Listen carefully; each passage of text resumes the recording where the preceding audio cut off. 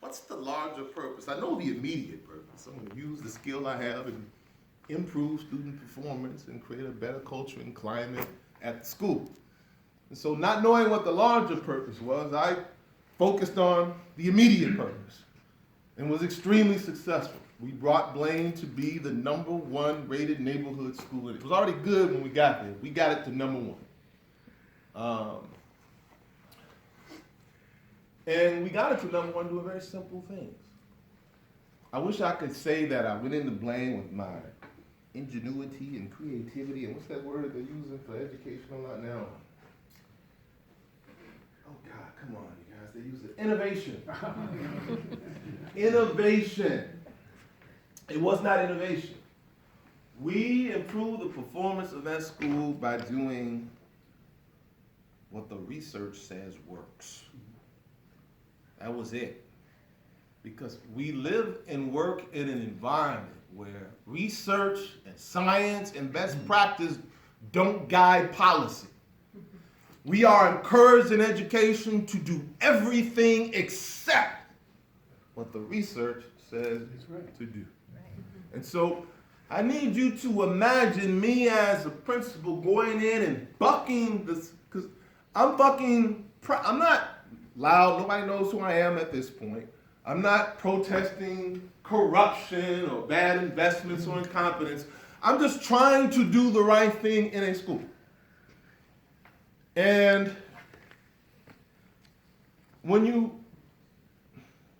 so I go into Blaine, and for example, let me give you an example. There was a gifted program that had about 30% of the kids in it. The other 2/3 were in the regular curriculum. When you have a gifted curriculum and a regular curriculum, you create this curriculum gap. When you have a curriculum gap, you're going to have an achievement gap. Automatically. You're creating it with the curriculum. So we gradually began, step by step, to give the kids who had the regular curriculum more and more access to the gifted curriculum, which was really just the accelerated curriculum. Because in CPS, there is no gifted. Gifted is you teach a year ahead, more advanced concepts. So when you do that, there are people who are used to feeling entitled and special, who feel like you're messing up their thing. Am I making sense here? And I'm in a school with special, entitled, wealthy, privileged people. And I have to convince them that this is a good thing. But you're going to expose my kids to those slow learners. You're going to slow their growth. Right? And so this is the kind of thing I had to deal with. And I have to say, it wasn't the majority of parents. We think that a lot about wealthy, privileged people. Most of them were in support of what I was doing. They were cautious. They liked the idea of trying to be fair and giving people more access. Then there's that 1%. It's always the 1%. Right? That's for sure. Right? That are toxic. Don't want to have anything to do with it. Don't be conducting this experiment on my child. Right? And I had to fight that. And I got fought back. They came after me with lawyers. After my job, not just for the curriculum stuff, I'm skipping over a lot of things. They came after my job, made unholy alliances with my network chief, my boss, to get me out and have me investigated 4 different times, had my books audited. And I refused to budge. And eventually, my local school council got wind of what was going on, and they supported me. I had probably 90% of my local school council in favor of what we were doing. So we had done that work. And so they went to my boss's boss, right? And so my boss's boss has these wealthy, affluent folks saying that my boss, like, we need you to get this man off of our principal so he can do his job. And so my boss's boss is a woman named Denise Little. And she got him off of me. She came to visit my school, saw the wonderful things that were going on. I gave her a tour. She apologized for what I had to go through. The parent, one of the main parents that was the issue, had to leave the school as a result. All right? And so now I'm free. It's 2013. I've We've got 2 years of growth under our belt. Nobody knows my name except the folks in CPS and in my parent community. And she's Denise Little, the second in command in CPS, has visited my school, told me I'm a rising star. All I have to do is shut up and keep running my school and I'm fine. I'm scot-free. But then in 2013, there were the budget cuts. And we got $750,000 cut from our budget. And schools all over the city got cuts just like that. Some $2 million in some high schools. Just axed. All kinds of resources, personnel, and services that children will no longer get. And so I had to talk to my LSC about this cut. And CPS wanted the cuts narrated a certain way. And I had to think to myself, am I going to follow the company line? I decided I wouldn't. So I told my local school council how much these budget cuts were going to hurt us, exactly how, because they had that thing, we come like, keep these cuts away from the classroom. Yeah. Right? No, they were hitting our classrooms. And I was being honest about it. And I told them, if we're not going to be able to get CPS to give us $100,000, $200,000, $500,000 to offset this, not blame by itself, but if we connect with other local school councils across the city, on the south side, on the west side, other north side, LSCs, then we can force CPS to put more money into the system as a whole, and then we can benefit from that. And that night, my local school council chair got a list of all the LSC presidents, emailed them, and they began the citywide local school council coalition for fair funding. And that coalition forced CPS to release $10 million more into the system.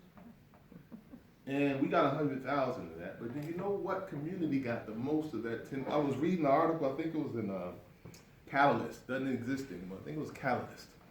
What community got the most of that money? North Lawndale, the community I had just come from. And so it hit me that as principal of North Lawndale, as principal at Blaine, I had just done more for the community I had just come from than I ever could have done if I'd stayed in North Lawndale. This was why I was at Blaine. I wasn't supposed to sit here and enjoy this position and sit here safely and quietly, passing my time until retirement. I was supposed to use the power of the community I served for the benefit of schools that didn't have the voice and the influence that we had. And I'll never forget they had a press conference for the inauguration of the coalition. Lots of news channels, and it was at my school. So the press conference for the inauguration is at my school. And my local school council asked me, do you want to say anything? Can you say something at the press conference? And I never said anything out loud. I was just as scared as anybody else. There was 660 principals, and all of us were silent, and I was one of them. I said, sure, I'll say something. And 10 minutes before I go on stage, I get a phone call. The phone call's from Denise Little. And she says, Troy, I heard your parents making some noise. Got a press conference there about these budgets. He said, look, I ain't saying you need to stop them, but don't you get involved in that. Don't you let them get you caught up in that. We got big plans for you, Troy. Like I told you, you're a rising star. You all hear that, right? You all hear what's behind that. I heard it too. All I have to do is shut up and I can climb the ladder. And I didn't even have to think about it. The only thing I had to think about is, how am I going to tell this woman who saved me that I'm about to disobey her? Right? And she had come to the school, and I told her the story about my mom, and knowing that I was there for a reason and not knowing why.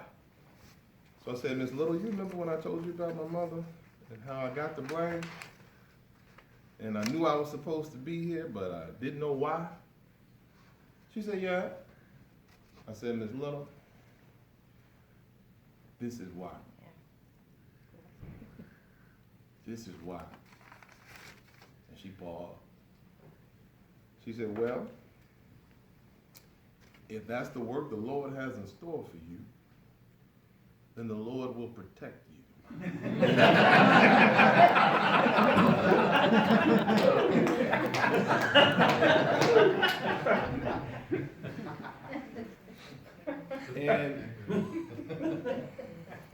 And I heard it, I didn't hear it the way you just heard it until a year later. Because I thought, yes, it is the work the Lord has in store for me. So the Lord will protect me. So I thanked her, I got off the phone, and I went on stage, and I spoke. And about less than a year later, I wrote the essay that brought me to the attention of the entire city in May of 2014, and have not stopped speaking out since. And so, I think after that, we had, who's heard of the Aramark custodial issue, the cleanliness? What most people don't know is that that was a problem, and principals were complaining about it for almost a year before it became public knowledge. And the thing that made it public knowledge was an underground effort by a couple of principals, including the one you're looking at right now, to do a survey of principals and then feed those survey results to the press. And then in the survey, we asked principals if they were willing to speak to the press. You know, because the survey results wouldn't be enough. They needed a voice, whether it was someone who was willing to be open or an anonymous source. And so we had about 40 principals who said they would either be on the record or anonymous sources. And we kept feeding information to the press, left and right, until it finally became a front page news on the Sun-Times. DNA Info did a story, WBEZ did a story, we even got it in the Washington Post. And all of a sudden, that is how Aramark came to the attention of the public. We did a lot of research on charters and public schools' performance in terms of their performance in relationship to charter schools, and how much better public schools do when you control for income and background. Like, the amount of growth that students get in public schools far exceeds the amount of growth that they get from students in charters. We did a lot of anti-over-testing work. You name it. And the other thing is, I was the first, and I believe only principal, to speak out against the Barbara Bird Bennett Supes contract. Who's familiar with that? She was in prison. So she's in prison now. Yeah. She sent the same year they made those budget cuts across the city, she created a $20 million contract with a company that she used to work for to provide training to principals. Right. Right? And this was before I even came out. And we were like, we were principals, so we went to the training, and we knew it was horrible. And we were like, they just cut millions of dollars from our budget and fed it to this company to give us this lousy training. And so we were complaining to one another. And I'll never forget, I told them one time, I said, look, you know, CPS would have these press conferences with these BS about what they were always talking about principals this and principals love this, and we knew they were lying.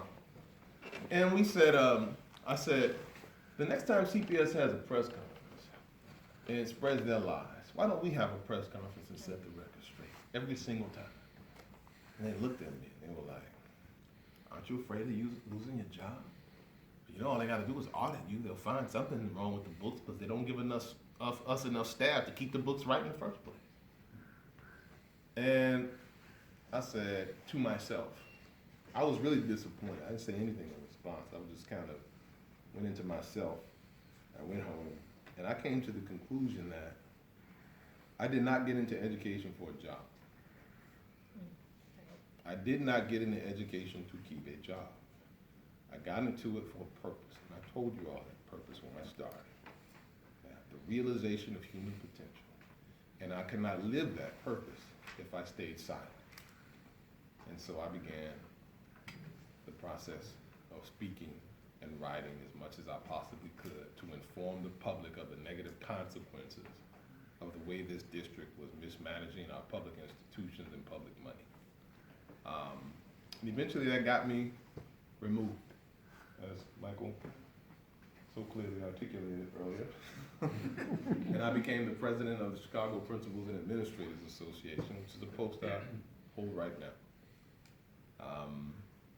And it wasn't, I mean, even while I was running for the presidency of the Principals Association, I was being asked about running for mayor. And it wasn't until, there wasn't an exact moment when I decided this is the day. But when you think about what a mayor needs, what we need in a mayor, it's like, what makes you think you're qualified to run, to be a mayor, Troy? Well, what is a mayor? Gradually this understanding. Well, one of the greatest responsibilities of a mayor is that he's over several $1 billion in amount. He manages several billion of our tax dollars. And so you need a mayor who can do that responsibly. Well, I have some experience managing tens of millions of dollars. Now, I don't think in all of my history, you can say that a dime of it went to a place that it wasn't supposed to go. Right? I have that experience. I have experience investing that money wisely. Right? When we got to blame, one of the things we had to do was think about that there's money you just have to spend, and then there's some left over. Discretionary. You can figure out how to best spend this money to meet the needs, to improve the outcomes of your school. And so we looked into best practice. We looked into the research. And we decided we were going to do two things. One I already told you, which didn't cost a thing, change the curriculum and give people more access to it. And the second thing, we was going to build the capacity of our teachers to help students understand and grasp and master concepts, which meant lots of professional development, a specific kind of professional development, done a specific way over a long period of time. And so, that meant hiring an extra assistant principal so that we didn't have to do all of the management stuff and could focus on delivering focused professional development to our staff, right? That was an investment, and that investment paid off. And I should say this, the curriculum thing did cost a little bit. The curriculum itself, the change in the curriculum didn't cost anything, but when you give kids access to higher curriculum, you know some of them are going to have some difficulty with it. And so we hired fully licensed teachers to serve as, not tutors, but intervention specialists, so that they could work with students who we knew were going to have some difficulties with the more challenging curriculum. Because that's what the research says to do. It's that simple. Right? And so in education, you have these research-based practices, but you also have them in policing. You also have them in water management. Right? You also have them in public safety. You also have best practices in terms of creating public servants who treat the people they're supposed to serve with respect and dignity. They are best practices that have been shown to work. And we need people who are committed not to their ideology, but to best practice. Not to their donors, but to best practice and investing public money that way. And so I think the record I have is much better than the one who currently occupies the 5th floor in that regard. The other thing that you have to be very good at is appointing and hiring people. When you are the mayor, you are over dozens of departments over which you have absolutely no expertise. And you have to get good, honest, competent people into those positions. I think I have a pretty good track record of that. You know, when you're a principal, I was a history teacher. I didn't teach reading, but our reading achievement went up. Because we got good people, we did what the best practices said to do. We put good people in. And we listened to them. You know, I used to tell my counselor, I didn't know anything about special education. I was like, your job is to advise me. I got you in here because you know more than I do about this. Right? She didn't get the job because she was a friend. She didn't get the job because she donated to somebody's campaign. She didn't get the job because she would be a yes person. She got the job for her expertise and skill. I had an assistant principal who was my exact opposite. The man probably voted for Rahm Emanuel, but he knew instruction. And so we need someone in the mayor's office who can appoint and hire people who have as their focus, who are one competent and skilled, but have as their focus serving the needs of the people that their department is supposed to serve. I think my track record in that regard is pretty strong. And last, I would say we need someone in this political environment who is willing to take risks. Right? Somebody who can run the mayor's office with absolutely no fear, right? And do the things that need to be done that might make it less likely that he become reelected. Someone who has a track record of doing the right thing despite the risks to his own position. I know we don't have that in the mayor's office now. But I know from my record that I have that track record. And so when people say, what makes you think you're qualified? Right? Budgeting and finance. Right? The ability to recruit and retain good people to serve the folks of Chicago. And the ability to take risks and do the right thing despite political consequences. And it was at that juncture that I decided I was going to run for mayor. Any questions? I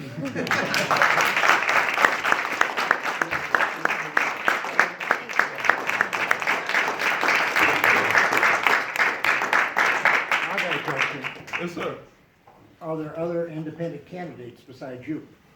Well, first of all, let me address the independent part, because I am certainly independent. I'm unbossed, but I do affiliate as a Democrat, right? And we can have that conversation of why. Like, I think my reasons, I'm sort of like Bernie was not a Democrat. He was a socialist who decided that it would be best to run for president as a Democrat. And I think I have similar motivations in terms of why I'm running for mayor as a Democrat. And although I'm not a socialist or I'm not affiliated with anybody, I am an independent who has decided to run as a Democrat. If anybody else is running, who is an independent, I don't know. I've heard some people's names whispered, but nobody who's committed to that. And it is officially a nonpartisan office here in Chicago. Candidates are not on the ballot as Democrat, Republican, Green, Right. no parties. Yeah, when I filed my committee papers, I had to put down a party affiliation, and I put Democrat, Interesting. Yeah. even though the election is nonpartisan. Yes, ma'am. So this is a comment rather than a question. Just listening to you, so I work for single-payer healthcare and health policy as an education policy. So many times when I've talked to teachers, I hear the same stories that we hear in healthcare, that policy is everything except what we know will work. Just the billions of dollars that are spent on consulting and payments to corporations instead of on providing people with care, which we can easily do. Yes, Okay. absolutely. I really And that was my reason for bringing that up, that ultimately that ideology that runs things serves interests. They serve corporate interests, they serve Right. wealthy interests, they serve billionaires. And so there's many ways to talk about it. It's ideology that serves, it's policy that serves billionaire, ideologically based policy, but it's the same strand of poor decision making in terms of decision making that would improve the lives of the masses. What we call it, and 50 different words or names for it, but ultimately it's policy designed to enrich people who already have more money than they can ever spend in their lifetimes at the expense of people who barely have enough to last to the end of the month. And you have to have somebody in that office, no matter what the issue, no matter what the policy, who is committed to evidence and reason, not ideology. And that's what I certainly will be bringing. Could someone else manage the questions? Because I'm always bad at that. There'll be someone who has their hand up for like 8 Sure, days, yeah. and I'll You wanna pick keep the it new stacked. person. Yeah, you wanna keep it So I stacked. have Kim, George, Go, Kim. Owen. It's George here. Go. Okay. Okay. Go ahead. If you could, for instance, work with JB even before the election to implement after-school programs for all, and I mean all, of the kids in Chicago, and job programs for all folks coming out on probation or parole, and you could, by doing that, reduce gang crime and murders 50% by next year, would you be willing to work with him and do that, and even before the election? In other words, pushing for it to happen with legislation in Springfield to get the after-school programs in place by the fall. Would you work with him to do that? So I'll be willing to work with anyone. Anyone, I mean, round or two. Do anything that I thought would improve our state's ability, our ability as a society to help the people of this city realize their potential. That is something that would help the people of this city, particularly the youth, realize their God-given potential, and I'd be willing to work with anybody to make it happen. And as a matter of best practices, you'd save lives and money in the process. So we have George and Aaron. George. Yeah,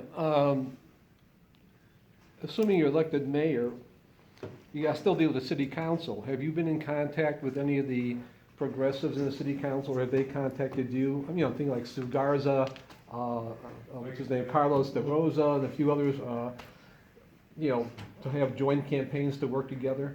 So I've had short conversations. So number one, that's on the list. That's on the agenda. Okay. Not just to talk to them, but to talk to pretty much every alderman, even the ones we despise. Yeah, I don't know how you become mayor and not have build relationships with the aldermen. You know, I just saw, I won't mention any names, one of the folks on the Progressive Caucus yesterday at a gift shop. It was like, you know, we have to talk about this mayor's race coming up. Like, yeah, give me a call. I saw another one at a fundraiser. Yep, give me a call. You know, I have a great deal of respect for Carlos. He's perhaps my favorite alderman.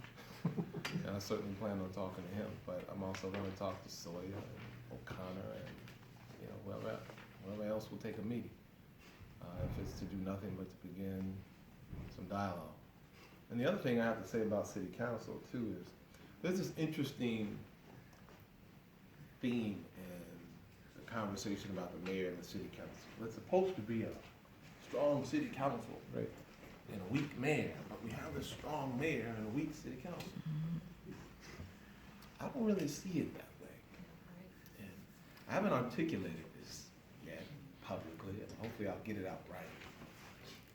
But, you know, for something to get past City Hall, you need the council. You need a majority of the members of the council. So theoretically, the council is, mayor can't do anything without the council. Right? The reason it looks like there's a strong mayor and a weak city council, there isn't either one. What we have is a strong private corporate interest Right. behind both of them. Exactly. Right? That's what we have. That's what it is. Right? That's why when Harold one, all of a sudden, it was a strong city council. It wasn't a switch. It wasn't a switch. It was the same machine interest that was in power in the council. They had the council, but they didn't have Harold, right? And so now there's not just the machine, but there's this corporate, this toxic, parasitic corporate interest and the machine interest together that hold both the mayor and the council. That's the power. The mayor is not the power. The council's not the power. It's those interests are the power. And so if I get the mayor's office, they won't have me. It's one of the things we have to think very clearly about is how do we ensure they don't have the council? And so that's what those conversations have to be about, building synergy between this campaign and upstarts who want to unseat some of the folks who are in the pocket of those toxic interests, and really building a strong people's campaign so that we can counter the power of organized money with the power of organized people. So that whether you're in their pockets or not, we have an army of thousands that when we need an ordinance passed, be at the alderman's office, flood the alderman's phone. There'll be some, hopefully if we do our work right, we don't have to do that. They'll just be on our side. But there has to be a counter to the money that they're getting. And that counter has to be, in my opinion, organized people who are willing to make their voices heard relentlessly to make sure aldermen vote the right way. Aaron, Rich. Julie. So, do you somewhat consider yourself a whistleblower in any way? And what kind of things do you do to protect people who want to expose corruption that they might otherwise not Awesome feel question. comfortable doing? So I think, why do I consider myself a whistleblower? To be honest, believe it or not, I've never thought about it. I'd imagine I would fit the description. I'm fine with the terminology. When you say, you're asking the question for a reason. Why are you asking that? I just thought it would be an interesting question. What is a whistleblower to you? Someone who exposes corruption in sort of the face of penalty, whatever that might be, whether it's their job, their career, their own personal livelihood, and their physical health, anything. All of it. That's it, yeah, that's me. And the other thing was, what will I do? That's interesting because I just had a conversation, a back and forth with the Better Government Association about this, or a guy from the Better Government Association. I talked to Ralph Martier about. We've spoken here at those state meetings. So I talked to him about my campaign. I'm like, look, I want to talk with CTBA in relationship to two things: revenue and reform. Right? What does government need, particularly city government? What kind of policies do we need that will gain people's trust so that we can ask for revenue? So that what kind of sunshine, what kind of policies do we need? Like, I need a suite. I need a list of things that need to happen at City Hall, from Freedom of Information Act requirements to open budgeting. Like, if you had your dream, your suite of good government policies that I could implement on day one, what would they be? And he said, well, let's talk. And he said, just to tell you, I would do the same thing if Ron asked me. That's what we're here for. That's why we exist. We want to influence government, and so if you want to know what our opinions are, we'll tell you. If Ron wants to know, we'll tell Ron. I asked the Better Government Association the same thing, or something similar, or at least one person. It wasn't the head, and it was this really guarded kind of, we can't, be doing research for a campaign. It was interesting. It was a side note, but the bigger point is that I would imagine that within that suite of policies, would be whistleblower protections, right? Because if you want good government, you have to be able to get insights from the people inside. And you can't get those insights if they're afraid to lose their job after giving up those insights. Does that answer your question, sir? Rich. So Rich, Steve, Julie, Jack. Probably have to cut it off after that. 'Cause Never we're- mind. Yeah, we're probably getting, two questions, but one's a softball. The softball question is elected school board. And okay, all right, I thought it would be. The second one is, you already mentioned revenue, and I'm glad you're talking to CTVA. But one of the things the Green Party is really strong on the state level is the idea of taxing the speculators in LaSalle Street, the LaSalle Street tax proposal. Right. There is a variation of that for the city of Chicago, and is that something you would consider? Or if not, what revenue ideas do you have? Like the school board. So it's like, yes, but. I want a school board that is representative and competent. That's what I want. That's the goal. One way to get it would be through an election. But election, as we know, will not guarantee it. The exact same electorate that put those 50 aldermen in, who are rubber stamped for the mayor, are going to be voting for the school board. Let me say that again, because there's some harsh realities we're not facing in this conversation. The exact same electorate that put those 50 aldermen in, most of whom are rubber stamps for the mayor, will be the exact electorate that goes and votes for school board candidates. That's number one. Number two, they're 50 aldermen. The districts are relatively small because there are 50 of them. There are only going to be about 20 school board members, which means their districts are going to be at least twice as large as an aldermanic ward, meaning they're going to need even more money to get their names out and known and get votes, which means they're going to be even more susceptible to the influence of corporate America and big finance. So that doesn't mean let's not do it. It means, how do we make sure we don't get city council at the school board? For me, that means having criteria for school board membership, which says the local school councils, for example, their criteria. You have to be a parent in the school, or you have to be a teacher in the school, the principal of the school, a community member who is within the attendance area of the school. I also have some other criteria, because the parents bring representation, the community member brings representation, the teachers bring some expertise, some competence in teaching and learning, and so do the principal. I would have 3, for example, Research 1 university faculty in 3 different subject areas related to education.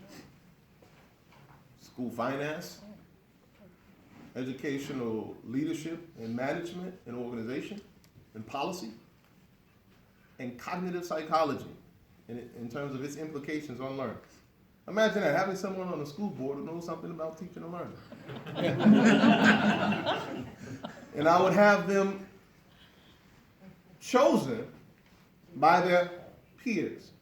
You know, maybe 9 of them chosen, and the mayor, if they're appointed, then the mayor gets to choose. And so whether or not they're elected or appointed, you need these criteria. If there's no elected school board by the time I'm mayor, as a part of our campaign, we're going to establish the criteria by which, with community input, the criteria by which we will select people. And so my choices will be restricted to those criteria which make it more likely. It doesn't guarantee it, but let's give ourselves the best chance of getting a school board that's representative and competent. And if we do it at the mayoral level, then we've created a template for the state legislature to use when it's time for them to create an elected So that's why it's not that much of a softball for me. Do I have time to answer the other one? Well- We have Steve, Julie, and Holly left, so it's up to your question. Yeah, we started a little late, so I think we can finish the stack. The sales tax. So I'm open to, short answer, yes, absolutely. I keep hearing people who say it's impossible. So all I say is, you give me a workable way to do it, and we do it. If it's impossible, it'll show, but let's move toward it at least to see if it's possible. Does that answer the question? Okay, so first of all, I want to thank you for attending today because I think it's insightful for us to hear your perspective based on your background and your history. Secondly, I'd like to find out personally, since you were talking about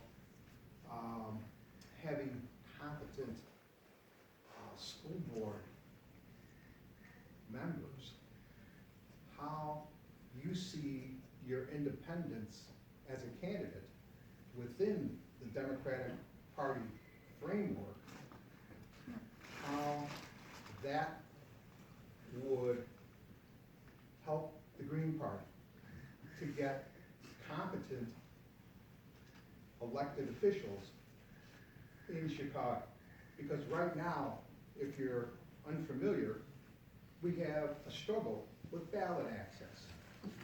We have a struggle with getting our competent people to even get to a ballot line.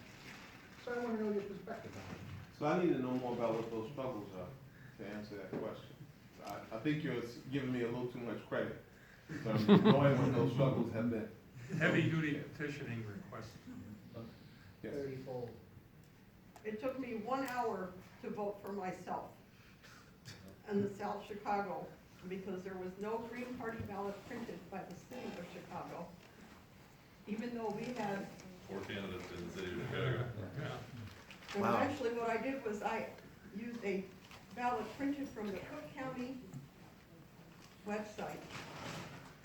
And the judges were very nice. They called the city downtown several times and tried to resolve it. There was no Green Party ballot. They didn't understand why there was no Green Party ballot. I showed them that I was a candidate, and I said, please just let me fill out this Cook County ballot and put it in the provisional envelope. And they can tear it up downtown, but I just want to cast my vote. And that's the end of the story, and the complete story is. It's too long to It's make a it. saga. Yeah, you do have a couple candidates in row who were ballot certified candidates who were unable to vote for themselves because of the actions. Being of the So let me- Board of Elections, basically. CBOA, yeah. So let me just say CBOA. two things. Let me say two things in response. You know, obviously I don't know all the details, Yeah. but a general principle by which I operate is that everyone should have access. Elections should not be like a private club for the 2 people who were there at first that we deny admissions to everyone else. 2, I think a lot of the reforms that would open it up to other parties have to be accompanied by other reforms that don't weaken our chances of getting someone in that's, you know, what's the one? There are 2 that have been talked about a lot lately. One is proportional representation, the other is rank order, rank choice voting, right? That I think any reforms we put together that open it up to other parties have to be accompanied by those 2 reforms as well. Otherwise, we end up shooting ourselves in the foot. Julie, Holly. Yeah, then we'll have to close it at that. Yeah. Okay, so, a couple of issues here. There's something called the tax increment financing. So that means that money that should be going to the neighborhoods that you and I care a whole lot about is going to downtown to build a football field or a basketball for? Basketball court, Ferris Right. wheel, depends on how you follow the Right, money. exactly. And it needs to go back to the neighborhoods, to the schools, the libraries, wherever it belongs. So I hope you agree with that. The other thing is, we have been meeting with Chris Wheat on the Environment and Sustainability Project for the City of Chicago. Well, we were told that the recycling rate is 9.1% for 2 years in a row, which never happens. In other words, they don't really collect the data, they're not really recycling. And the other issue is, 25 years ago, the state passed a law that says you must not put your organic waste into the landfill. Methane, climate change. Well, they have not collected the organic waste in 25 years. And they're still not collecting it, even though now we've been pushing them to do that. So I'd like to know if you will take these two issues on and make them work. Take them on, yes. Make them work depends on a lot more than me. I have no delusions about my power. My power is gonna come from you. Okay? And so if you're willing do to it. make them work with me, Yes. then absolutely. Yes, and in Yeah. fact, the Chicago Sustainability Leaders Network has people from 77 neighborhoods, and they're all working on these issues. So you would be able to have this immediate coalition of people from all the neighborhoods to do this with you. We can't get anybody from City Hall to work with us now. Okay. Did I answer your question? Yes, thank you. You're nodding your head the right way. And Holly. Finish it up with that. So my question is about small businesses in the city. Oh, I own preschools, and I'm trying to open my third location. Each location has taken 6 months longer than the last. This last one's taken 2.5 years to open. Most small businesses can't withstand